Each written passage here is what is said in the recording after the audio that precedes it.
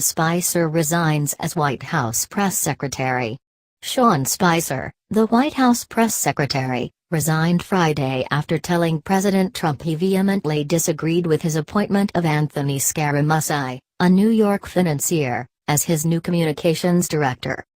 After offering Mr. Scaramucci the job on Friday morning, Mr. Trump asked Mr. Spicer to stay on as press secretary, reporting to Mr. Scaramucci. But Mr. Spicer rejected the offer, expressing his belief that Mr. Scaramucci's hiring would add to the confusion and uncertainty already engulfing the White House, according to two people with direct knowledge of the exchange.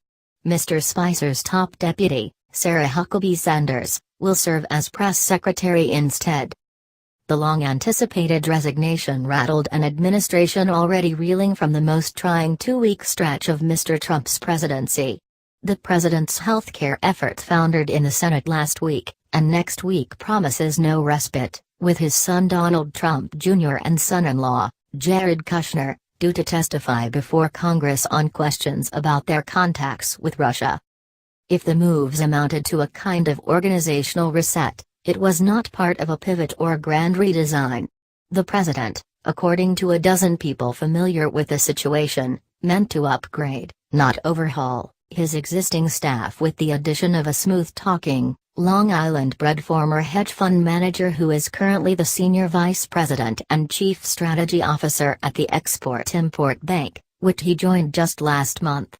His rapport with the president establishes a new power center in a building already bristling with rivalry.